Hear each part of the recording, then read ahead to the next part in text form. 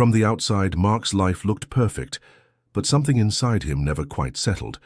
He lived in a modest house with wide windows that welcomed the morning sun, nestled in a valley where the days passed slowly and the seasons arrived gently. Each morning began with brewed coffee in a handmade cup, his calendar filled with manageable tasks and polite calls. He had friends, a career, enough money not to worry. And yet a quiet sense of absence clung to his steps. Not grief, not loneliness, just a feeling that something essential was missing, like a note never played in a familiar song. Mark had long learned how to appear content. He knew which words to offer in conversations, when to laugh, when to nod. But in private moments, when the wind blew soft through the trees and no one was watching, he would catch himself staring at the far end of the valley. There, above the tree line, a faint path traced its way upward, curling into the mist like a whispered invitation. No one really spoke of it. Occasionally a traveler might mention an old man who lived near the summit, someone strange, maybe wise. Mark had never asked further. On his walk through the market one afternoon, he overheard a child telling a story. She spoke of a man on the hill who could hear the wind speak and who never looked sad, even when storms rolled in. Her mother laughed, gently scolding her for believing in such tales. But something in the girl's voice lingered. That evening, as twilight painted the sky in silver and slate, Mark stood outside his home, looking up at the hill. The trees rustled as if shifting in their sleep. It was all so quiet, too quiet, and yet his mind raced. He thought of the books he had read, the goals he had chased, the ways he had tried to fill the hollow place inside him. Everything had been measured, controlled, and yet none of it made him feel whole. He wondered how long he had been trying to outrun stillness. That night, he couldn't sleep. He lit a candle and sat by the window, tracing the shape of the hill with his eyes. The stars above were sharp and steady. His breath fogged the glass. At some point before dawn, he opened his notebook and scribbled a question he couldn't quite phrase aloud. What if the thing I am missing isn't something I can get? The next morning arrived slowly. The sun spilled over the rooftops, bathing the valley in quiet gold. Mark watched as villagers set out on errands, their footsteps familiar, their destinations known. But his gaze kept returning to that trail, barely visible, winding into something unknown. He finished his coffee, slower than usual. As he set the cup down, a thought surfaced, uninvited but resolute. Maybe it was time to climb the hill. He didn't pack much, just a bottle of water, a notebook, and a question he hadn't dared to voice aloud. The morning air was cool but not unfriendly, as Mark stepped beyond the edge of the familiar trail. The village behind him was still waking up. Somewhere, a bell chimed from a distant porch. He looked up at the hill, its outline gentler in daylight than it seemed at night, and began his quiet ascent. The path was narrower than he expected, not paved or marked, just worn enough to suggest that others had walked it before. Fallen leaves crackled beneath his boots, and shafts of light filtered through tall pines. With each step, the hum of the village receded, replaced by a chorus of birdsong and the occasional hush of wind. The climb wasn't steep, but it asked for something: steadiness, attention. Mark noticed how easily his thoughts flooded in now that there was no screen, no voice, no errand to distract him. Doubts rose, persistent and sharp. What are you expecting to find? Isn't this a little dramatic? Maybe you're just tired or bored. But beneath those thoughts, something more patient stirred, a sense of space. He was no longer squeezing life into tiny compartments. He was walking through it, finally. He paused at a bend in the trail, catching his breath. Below, the valley stretched wide, roofs like scattered seeds among the fields. He remembered his father standing in a similar spot years ago, hands on his hips, saying nothing. Mark had been a teenager then, eager to move on, irritated by the silence. His father had once spoken of climbing the hill, but never did. Mark wondered now if the man had been afraid, or simply never found the time. Further up, the trail narrowed and passed beneath a tall, arching tree. The light shifted. For a moment it felt as if he'd entered a different world. The forest here was quieter, denser. He slowed down. His body began to ache, ankles, knees, a dull pressure behind his eyes. The bottle of water was half gone, the notebook still untouched. He sat on a flat rock near a small clearing, wiping his brow. His legs trembled faintly from the climb, but it wasn't exhaustion that weighed on him. It was the sudden awareness of time. He thought of all the days he had filled so meticulously. Meetings, emails, hobbies turned into goals. Even rest had become scheduled, optimized. When had he last done something just because he felt drawn to it? Not to be productive, not to be praised, but simply to feel something that couldn't be measured. The wind picked up slightly, brushing past the leaves like a quiet answer. Mark stood, shouldered his bag, and continued. The trees began to thin. The ground leveled out. Ahead, a faint curl of smoke lifted into the air, barely visible in the dappled light. And then, just beyond a bend in the trail, he saw it. The cabin door was just ahead, slightly ajar. The man wasn't what he expected. No robes, no riddles, just a steady gaze and a seat by the fire. Mark stepped through the open door hesitantly, unsure whether to knock or speak.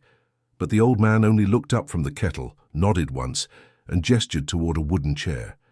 There were no introductions, no grand pronouncements, only silence, thick and warm like the scent of cedar smoke. The cabin was small but lived in.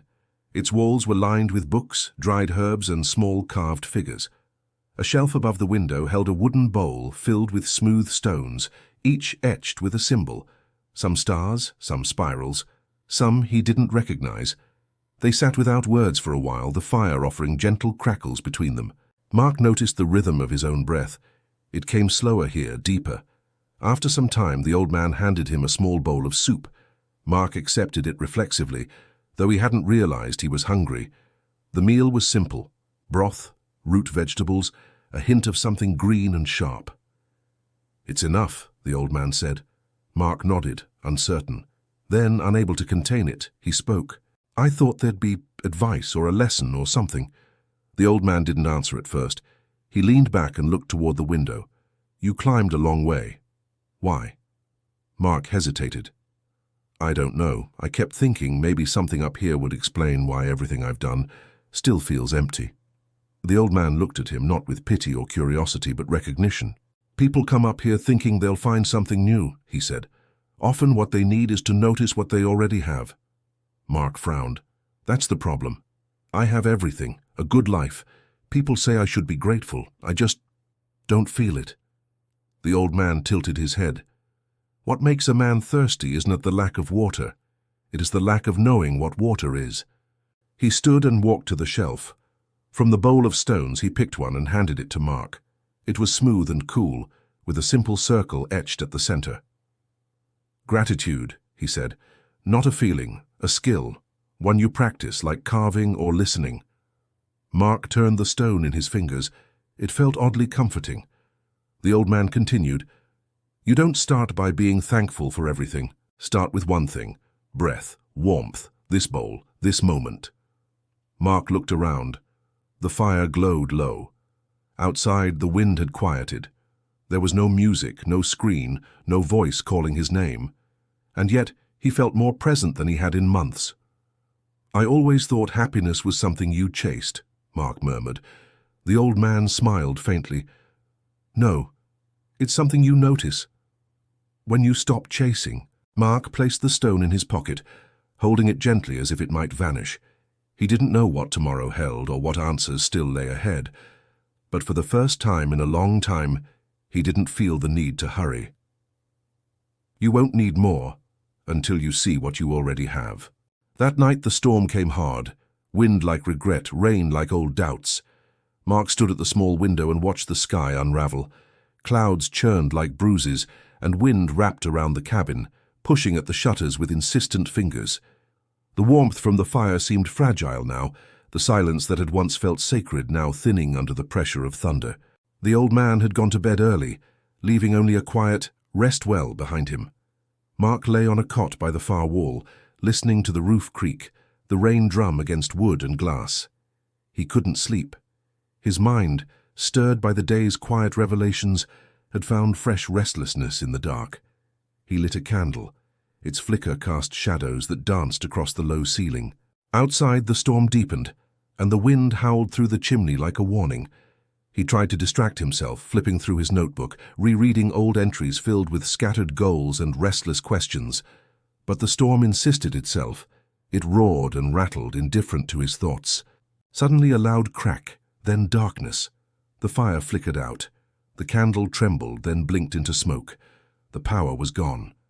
Mark sat still, heart racing. It was a different darkness now, one that pressed in, thick and alive. He fumbled for his phone, but it was turned off, tucked in his bag as part of the old man's gentle suggestion, "Let the world go quiet." So he sat, alone, with the storm. His first instinct was to fix it, find matches, light the fire again, block the windows, do something. But he stopped. He remembered something the old man had said, almost in passing. Sometimes peace comes only after the shaking. So Mark didn't move. He let the storm scream, he let the walls groan. He sat with his fear, with his helplessness, with the cold. And something strange happened. Instead of rising to fix or fight, his breath deepened. He began to notice small things, the way the wind ebbed between gusts, the slow drip of rain along the eaves, the quiet rhythm of his own heartbeat. He remembered other storms, real and metaphorical, moments in his life where plans unraveled, where control slipped away. He had always fought back, always tried to regain hold. And in doing so, he had exhausted himself chasing what could never be guaranteed. Control, certainty, safety. He had built his life around them.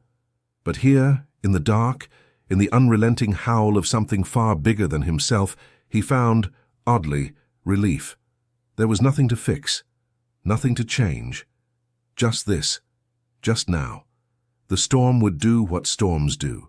Mark leaned back against the wall, eyes open to the dark. He let go of the need to control the outcome. He stopped wishing for the storm to pass faster. Acceptance wasn't defeat. It was a shift in posture, from resistance to resilience. And in that shift, he found stillness. Eventually his body softened. The fear in his chest loosened its grip. The storm no longer felt personal. It just was. When morning came, something inside him had quieted. The next morning, the air smelled cleaner, and Mark's eyes felt clearer, as if rinsed by the rain. Mist clung gently to the trees, and the sunlight came through in soft, forgiving beams. The cabin was quiet. The old man had already stepped outside, tending to a garden that Mark hadn't noticed before. A humble patch of herbs and roots growing in the rocky soil near the edge of the slope. Mark joined him wordlessly. Together they pulled weeds, loosened earth, and watered in silence. There was a rhythm to it, a quiet cooperation. No one gave instructions. No one asked questions. Later, Mark wandered into the woods behind the cabin, letting his steps guide him. The path was unmarked, just softened by time and footsteps. The forest glistened from the night's rain. Leaves dripped softly. Birds resumed their songs with renewed energy. Life, indifferent to storms, simply continued. He came upon a small clearing where a bird, possibly injured, fluttered awkwardly along the ground. Its wing bent at an odd angle. Mark crouched slowly, speaking in soft tones, unsure why. The bird didn't flee. He stayed there for a while, just watching it breathe, quick and frightened but alive. He didn't try to fix it. He didn't know how. But he did stay. Eventually, the bird fluttered again, awkward but determined, and found its way beneath a bush. Mark stood, hands damp with earth and moss, and felt something loosen in him. Not pity, not even concern. Something softer, a kind of gentle permission to be present, to care, to let things be as they were. He made his way back, slower now, noticing things. The curve of bark around a knot, the way sunlight flickered through moving leaves, the delicate spiderwebs stretched between low branches. It was all ordinary, but it was all beautiful too. Back at the cabin, he sat on a smooth stone and pulled out his notebook. For the first time, he didn't write goals or questions.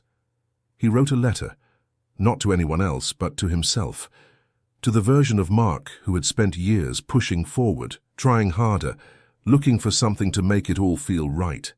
He wrote, "You tried, you worked hard. You thought happiness was something you had to earn, but maybe it was something you only had to stop running from. Maybe it was waiting in the quiet, in the pause, in the way your heart softens when you stop gripping so tight. He folded the page and placed it beneath a small stone, not to preserve it but to let it go. The old man returned as the sun dipped toward the ridge. He carried 2 cups of tea and said little.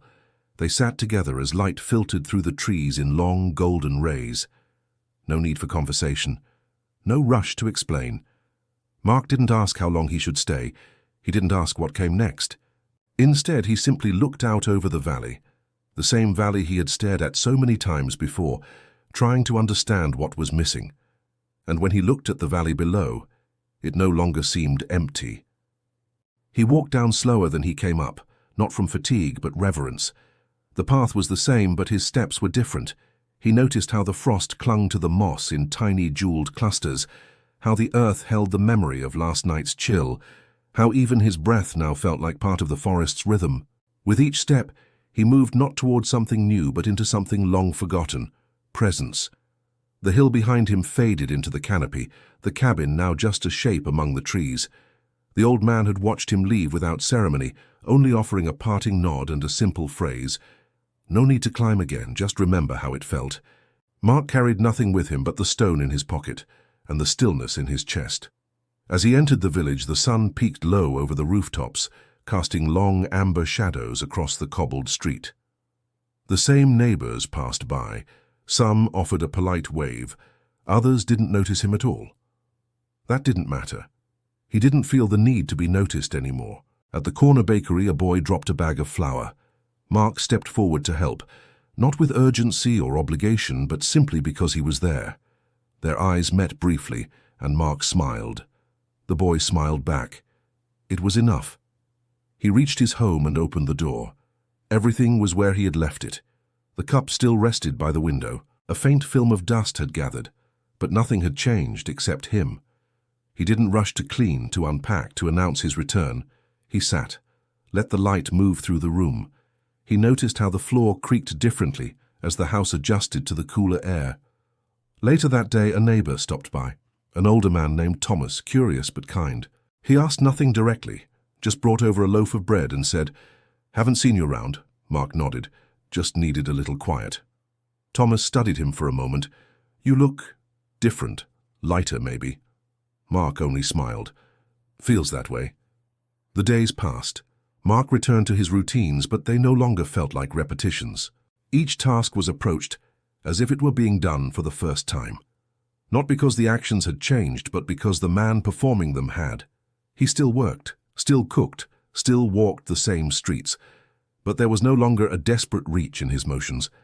He no longer searched the faces of others for signs that he was doing it right. He no longer chased after days as if they owed him something. People began to notice, not in grand ways, but in quiet moments. A friend said she felt calmer in his presence. A shopkeeper paused longer to chat. Children seemed to linger near him without fear. He didn't teach them anything, he didn't try to. He simply lived the way he had learned, attentive, open, and without rush.